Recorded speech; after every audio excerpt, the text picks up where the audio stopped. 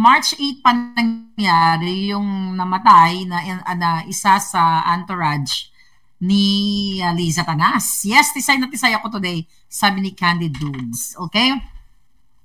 Alam nyo yun, di ba? Ngayon, marami nang lumabas na balita doon. The last time na nag-update ako sa inyo dyan ay March na nag-email sa akin ang Beverly Hills Police. Tignan natin ang Beverly Hills Police. Pinakita ko na yun sa inyo yung response letter nila. Di ba? Ito po yan, response letter ng Beverly Hills Police. Ayan. Ayan yung sulat nila, di ba? Ayan, andyan. Legit yan. So, nakalagay dito, kung matatandaan ninyo, ang sabi dito, Dear Claire, this letter is in response to your California Public Record Act CPRA submitted March 13, 2025, requesting any records from an incident that may have occurred on March 8, 2025 in Beverly Hills. The Beverly Hills Police Department has determined that the request in part seeks 6 copies of public records in BHPD's possession. The records you are requesting are part of an investigatory file, and I record pertaining to an investigation by law enforcement under CPRA Government Code Section number 792.600 exempts and therefore does not require the disclosure of any records, complaints to or investigations conducted by any local police agency or any investigatory or security files compiled by any local police for or law enforcement purposes. All right? Meaning, hindi nila din-disclose sa akin kung ano nangyari. Pero hindi tayo tumigil. Sumulat ako. Actually, binayaran ko to. Nakalimutan ko na kung 30 plus ba. Para mga below $50 ata yung binayaran ko dito. So, kung nakikita ninyo dyan, ayan, Maharlika Network. Ayan yan, no? Maharlika Network LLC. Ayan. Sinend nila sa akin. At ito and the result is in. Okay? The result is in. No, Rico hindi pa siya dismissed. So this result, ayan, County of Los Angeles, dito naman hindi galing sa police. Nag-request tayo sa coroner's office. Ayan po yan, ha.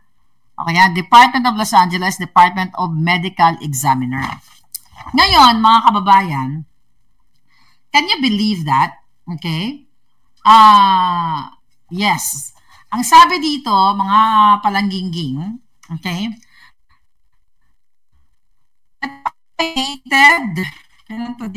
kailan to nirelease? Nasa dahig yata ako nito.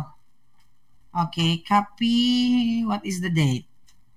Okay, walang March, Coroner's Office, this, minail nila ay June 25. Ayan, o. Minail nila sa akin June 25. Nakita niyo yan? Ayan, o. June 25, 2025. Dito supposedly dapat may date dito sa examiner chucho na to. Okay? Tignan natin. Oh yeah. Given under my hand is all ito. So, minail sa akin ng 2025 pero inilabas yung result coming from the coroner's office. Mamaya intindihin natin. Nandito siya. Okay? Ang sabi dito, County of Los Angeles Department of Medical Examiner. Alright? Alright. Dear Sir, Madam, the County of Los Angeles Department of Medical Examiner Records Section is in receipt of your request. Unfortunately, the autopsy report that you requested is currently pending and not ready to be released. Okay? Pending pa rin ang autopsy report. Ngayon, salansanin natin mamaya kung bakit pending pa rin. Once the case is closed and the report finalized, including additional test, toxicology. Okay? Toxicology, yan titignan yung, blood and yung urine sample kung siya ba ay positibo sa ipinagbabawal na boom, boom, boom. O ipinagbabawal na polvoron. Sabi dito, once the case is closed and the report finalized including additional test result, toxicology, microscopic, etc. Ang microscopic naman, yung heart, kidney, yung mga organs. Diba? Titignan nila kung may mga foul play ba dyan, may failure ba, or may heart attack, or whatever. Kung ano yung, kung mayroon bang natural cause of death, or sa toxicology naman, kung talagang siya ay pinalaklak ng ipinagbabawal na, alam mo na yon. So, sabi dito, I apologize for any inconvenience that this may cause. If you have questions or need additional information, please call our record section 323-343-0695. Respectfully yours, respectfully, Daisy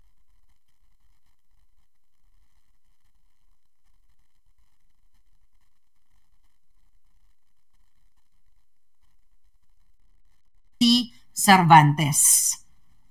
Daisy Hinojosa Cervantes. Hindi ko lang alam kung anong lahi ito. On behalf of Vanessa Gastelum, Chief Public Service Division, County of Los Angeles. Ang nakalagay dito sa isang page, kasi dalawang page, no? Papakita ko to sa inyo, ha? Para yung mga doctor dito, ayan po yan. Ayan, permado yan. Ayan. Okay, permado yan. Then, meron ba? Ay, meron. Ano ito? May Espanyol.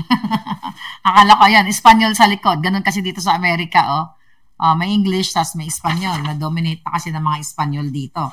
So, nakalagay dito sa likod, okay, State of California, County of Los Angeles, in the matter of the death, okay, of the medical, okay, the medical examiner of the County of Los Angeles certifies that on the ninth day, okay, ito 9th day nakalagay, on the 9th day of March 2025, in accordance with the law, he inquired into the circumstances surrounding the death of the above-mentioned person, caused an examination and identification to be made of the body and found in the deceased was named. So, kung ang Beverly Hills Police, tama ba? Ang Beverly Hills Police ay dumating ng March 8, yung reported nila, sa coroner's office the next day pa. Kasi nakalagay dito on the 9th day, ayan yung result. Okay? May pangalan. Ayan, nakita nyo? Okay? Now, here we go. May sabi dito, kasi public record to eh. Pag public record, ibibigay sa inyo. Ay, sa mga nagre-request. Alam mo, ito lang kagandahan sa Amerika. Hindi po pwede na, kung sa Pilipinas to nangyari, hindi ka bibigyan, kukontrolin nila yung information. Pero dito kasi, karapatan yan, freedom of information. Sabi dito, although may ganyan din sa atin, pero nakokontrol yung freedom of information. Sabi dito, a male, age about 44 years, that he came to his death on the 8th day of March 2025. Okay, yung body, kinuha pala ng coroner's office, ng medical examiner, the next day na. So ngayon, alam na natin. Diba? Nakinabukasan pa pala napunta sa kanila. Hotel, nakalagay hotel, 9876 Wilshire Boulevard, Beverly Hills, California, 9210, Los Angeles County, California, and that was caused by pending further medical examination. Nakita nyo? Ayan po yan, permado yan ha. Ito ay, ayan, permado yan ng mga chief examiner yan, no? Kahit ano nyo yan. Kahit mag-request kayo, magbayad na kayong 30 plus, pero it's the same thing, ganun pa rin ang ibibigay sa inyo. So, doon sa Beverly Hills Police, yung pinakita ko sa inyo na March 2013, yung pinakita kong dokumento sa inyo kanina sa email ko, hindi nila maibigay. Pero under, the same thing naman, it's under investigation. March 25. Ayan o, March 25. Okay, now, anong ibig sabihin nito? Kasi may lumabas na sinasabi si Dean na kaya show, masashock daw tayo sa body camera. I don't know kung ano yung connection niya dun sa may mga, kasi may sinasabi si Dean na may kakilala siya, nag-usap kasi kami. Actually, nung nasa Dahig ako, nag-usap kami ni Dean na talagang hinaharas siya ng mga hegemonyo sa Pilipinas. Pati, di ba, pinadalan siya ng bulaklak ng patay yung kanyang magulang, then hinaharas yung kanilang bahay and everything. So, hindi pa kami nag-usap recently, pero I hope meron siyang, may nilabas na ba si Dean? So, mukhang wala pa siyang nailalabas. Ngayon, mga kababayan, magtataka ka kung bakit hanggang ngayon, ang tagal-tagal ng autopsy report. Tandaan ninyo, ang involved dito si Liza Tanas. Kasama ni Liza Tanas yung namatay. Isa sa mga entourage niya. 'Di ba? Na suspected na pwedeng, na base dito sa report ay may toxicology. Well, standard kasi yan yung toxicology report. 'Di ba? Tingnan yung yung ano niya, yung kanyang what do you call it? Urine and blood kung meron nga itong Coca-Cola and everything. So ngayon, mga palangga, bakit ang tagal nitong toxicology test na ito? Okay? Kasi dito tayo magkakaalaman kung siya ba ay dahil may mga sabi nga ng ating sabi ng ating informante nung unang-una kong nilabas yan ay na over D. Okay? Ayon sa ating informante na over D. Pero magtataka ka ngayon dahil it's been March, April, May, June, July. 4 months na. Bakit ang tagal ma-rule out, malaman kung mayroon bang Coca-Cola, Fenta, Exta, di ba? Ganun na yon. O lang mo ba siya sa favorite ni Liza Tanas, di ba? Na Jalak, ako pa, social climbing lang naman ako. O meron bang tinira na drug prescription o na overdose? Di ba? Doon lang natin malalaman. Pero usually kasi, ang standard yan, kahit yung mga medical practitioner dito, 6 to 12 weeks lang yan, lalabas na ang result. 'Di ba? Pero kasi nga ito ay high profile case. Ngayon, napag-alaman natin, okay? Napag-alaman natin na talagang ito ay merong ginagapang ang mga bangag dito. May ginagapang sila dito sa Amerika na ayaw na nyong malaman. But again, sabi ko nga, long overdue na ito. 4 months na. Gaano ba komplikado yung resulta nitong autopsy report na ito? Kaya nga, meron bang substance, kumbaga, kung may NPA infiltration, meron bang substance infiltration sa kanyang system? Diba? Kailangan kasi ma-confirm ng examiner kung meron man na pulburon, ilang gramo, ilang kilo, diba? Kasi hindi basta-basta yan, dapat 12 to 6 to 16 weeks na siguro yung pinakamatagal, di ba? Pero usually nga, mabilis lang itong result na ito palanggaan. Kaso lang, 48 years. Mukhang baka may inaayos pa itong mga bangag na ito. Kasi yung pag-check nila dito sa liver, heart, lung, o kung ano man yan, natapyas ba yung lung niya, o ano man, dapat ngayon nasa ngayon nasa public na ito. Meron bang damage yung kanyang organ, yung kanyang system? Ano ba talagang cause ng kanyang ikinamatay? Kasi he's 40 years old. At bago siya, 40 plus, 44. So bago siya namatay, nakitang masayang-masaya pa and everything. Actually, sa totoo lang, may nakasama ako sa Hague. Okay? Na-connected sa kanya. May nakalala ako doon na sinasabi niya sa akin na ito daw talaga ang itong entourage ni Liza Tanas. I think niya ba to? Basta related sa kanya. Para sa kanya, talagang ito ay user.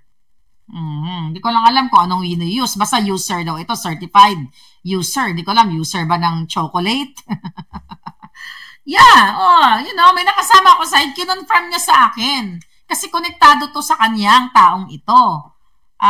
Hindi ko lang alam, in-law ba? I don't know, hindi ko alam. Okay? Nakalimutan ko na. Kasi sobrang saya namin nung nandoon kami sa Hague. So, sinasabi niya sa akin na hindi totoo. Kasi may mga lumabas na ito daw ay first-time user. Diba? May nagsabi sa akin, first-time user kasi kaya hindi nakayanan. Ang sabi nitong nakakonect sa kanya, hindi. Sabi niya na ganun, user talaga yan. Di ba? Madalas yan kumakain ng ng chocolate bar. Yun ang kanyang statement. Ngayon, hindi natin alam hanggat hindi pa lumalabas itong autopsy report na ito. Ngayon, mga palangga, ang kwento dito kasi, bakit ganito katagal? Sabi ko nga, 4 to 6 weeks, 12 weeks, napakahaba na yan. Pag toxicology, standard yan, 8 weeks, labas na yan . O, depende kung gaano ka-komplikado. But gaano ka-komplikado itong nangyari dito? Bakit ang tagal? Kasi kung more than 4 months na ito, mga darling, di ba? Ibig sabihin, maaaring iniiwasan nila yung malaman ng taong bayan kasi high-profile case ito eh. High Bangag case. Dahil ito ay kasama ni Bangag. Ay, ni Lisa Tanas na Bangag.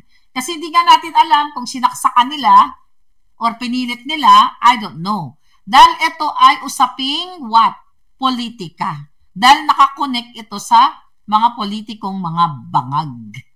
Ngayon, siguro tinututulan pa ng mga ng mga lawyers nila, 'di ba? Huwag niyo munang ilabas 'yan kasi madadamay si Lisa Tanas diyan and everything. So kung si Marcos Bangag, ang si Lisa Tanas Bangag, posible talagang dinidelay ito. Delaying tactics talaga ito para maiwasan ang iskandalo. Iniskandalo na nga natin sila, nalaman na natin. Hanggang ngayon, wala pa rin, what do you call it, message of sympathy ang Bangag. So, maari ito hinaharangan nila through their lawyers. Baka ginagapang nila sa Tanas dahil nga, syempre, pag nalaman ng taong bayan, pag nailabas, kasi hindi pwedeng itago to ng mga kababayan. Hindi pwedeng itago ito ng coroner's office dito sa California, okay? Hindi nila pwede itong itago kasi ang sabi dito, kung natandaan ninyo, okay, nasabi ito, the time frame of completion. Okay, sabi dito, once the case is, basahin nyo yan. Ayan yung second paragraph. Once the case is closed and the report finalized, including additional test results, toxicology, microscopic, etc., the report will be mailed to you. So, imi-mail nila sa akin. O, diba? The time frame for completion of each case may vary as not all cases may require additional testing. So, ito bayad ko na to. Binayaran ko to. So, definitely, abangan natin pag minail nila sa akin yung toxicology, yung report, lahat. Kasi March 8 pa siya nabawian ng buhay eh. Hanggang ngayon, wala pa rin. Ano sa tingin ninyo? Ano sa tingin nila? Kinontrol nila? Ginamitan ng lawyers? Ginamitan ng power? Ano sa tingin ninyo ang mga eksena dito? Okay? May addict daw na nakapasok. Sino yung addict nakapasok? Gugurgurin ko. Sabi ni Miss Independent, we conduct urine drug test pero normally umaabot lang siya 5 business days. Di mas lalo ang hair follicle drug test considering na advanced ang technology ngayon. Ayun na nga, Miss Independent. Kasi possible, this is high profile case, hindi natin alam, okay? Hindi natin alam kung anong ginawa ng mga bangag. Pwede kasing kinontrol nila. We don't know yet. Kasi hanggang wala pa itong result na ito. Okay? Yes. Ano to? Sabi ni Madeline Inagaki, malapit na sona ni Ngagba, dapat mag-sona ka na din. At sana makapunta din kayo ni Attorney Harry Roque dito sa Nagoya, Japan. Si Harry di makapunta dyan palangga. Alam nyo naman yun. Asylum seeker yun. Pero ako, pwede ako pumunta sa Japan. Anytime. Sabi ni Rashan Mia, baka nabayaran. Wala na siguro yan. Normal ang kilos ni Ahas eh. Sabi ni, well, tignan natin. Pag nalaman natin kung ano yung, yung result. Excuse me. Yung result niyan. Magkakaalaman tayo. Ma'am, obvious yung, kasi fresh na naman yung cadaver. May power ang dollar? May power talaga, concern. May power ang dollar, may power ang piso. Baka tinapatan ng gold bar, sabi ni Mako.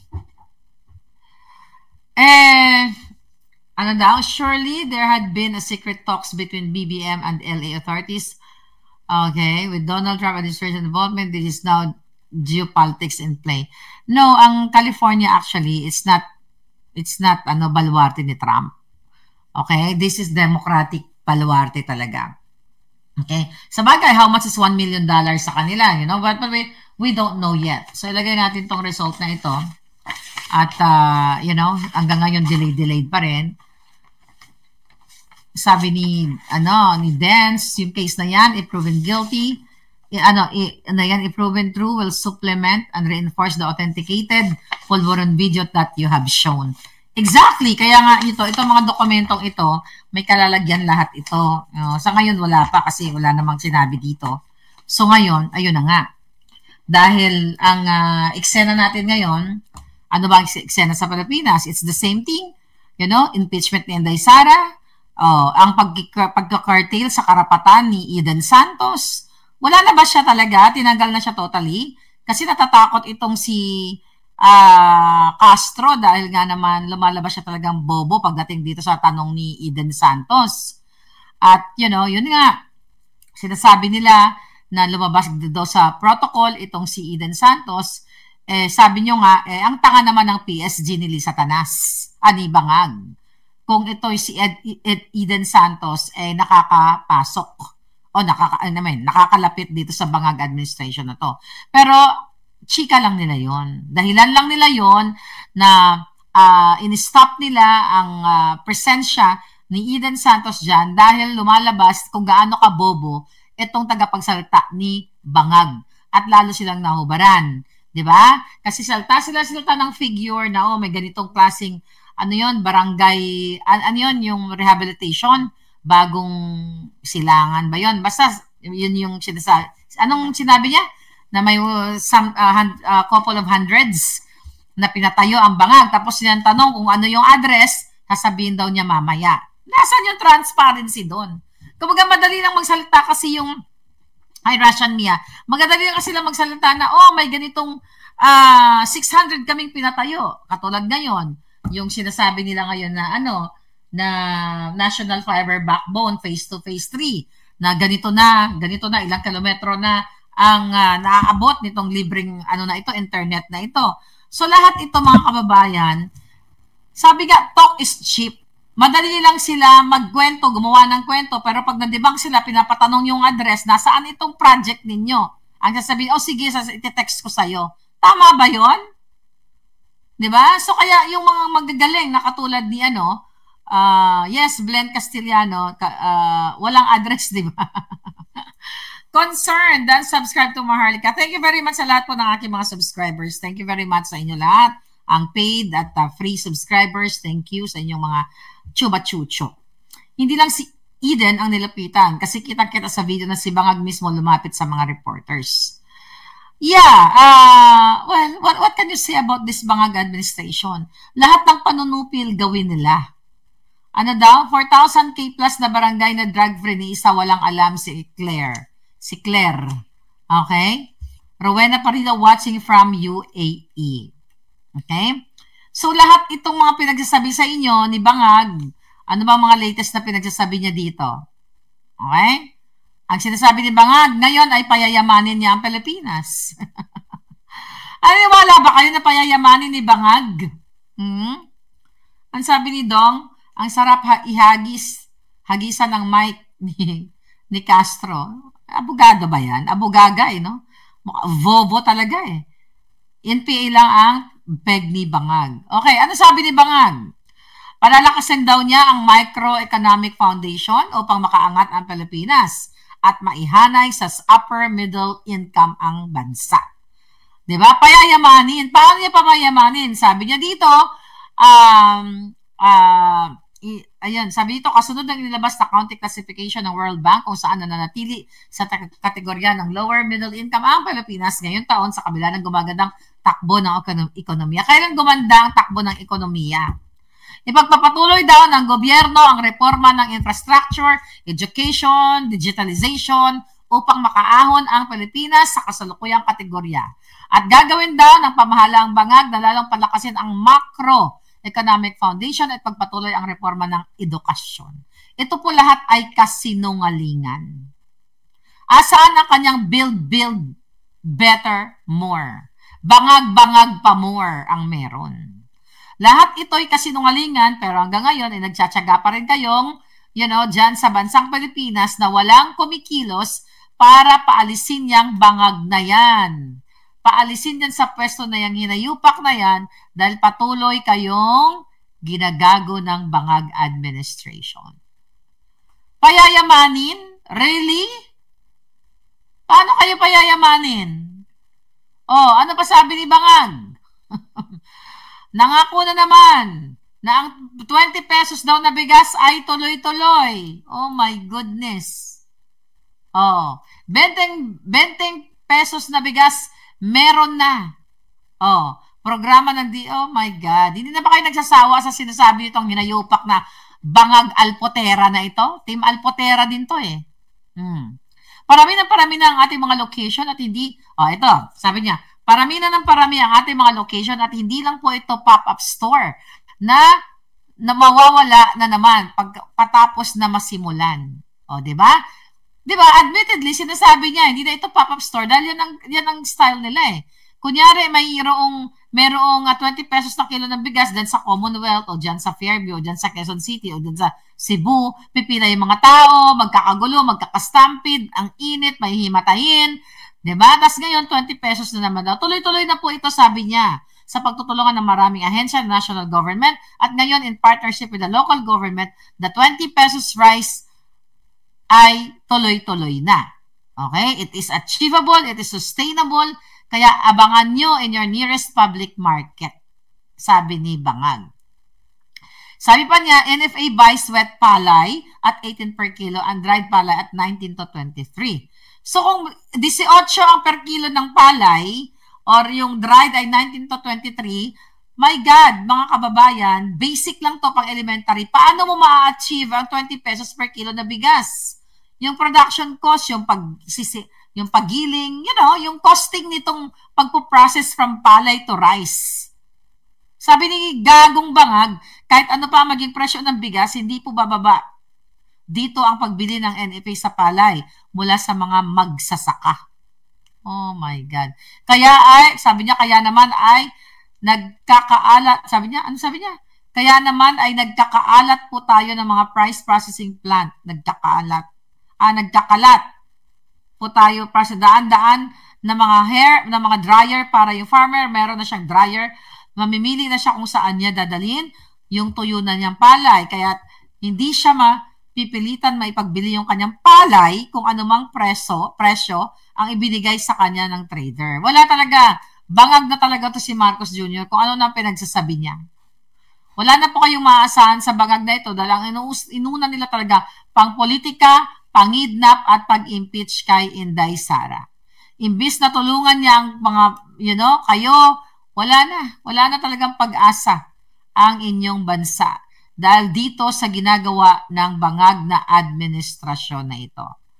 Wala nang ibang balita kundi ang kadyatahan ni Ontiveros, ang pagpapile ng mga kaso sa kanyang mga kritiko, diba? Kumusta na ba yung Team Alpoteras? Kumusta na mga Team Alpoteras? Lalabanan ba nila ito pareho lang sila, si Team Virus? Ngayon, anong ginagawa nila dito sa mga Duterte? Puro pa rin ang pag-uusap, actually nakakasawa na eh. Puro impeachment pa rin ni Inday Sara. Pero itong ginagawa ni Ontiveros, dapat nga tanggalin na siya sa pwesto eh. 'Di ba? Dapat 'yan itapon sa kung saan siya dapat itapon dahil doon sa revelasyon ni alias Rene. Once na mapatunayan na si Riza Tanas, ay binayaran itong si alias Rene para magtestigo laban sa mga Duterte, laban kay Pastor Kibuloy, siya dapat ang nakakulong doon sa ICC at dyan sa Bilibid.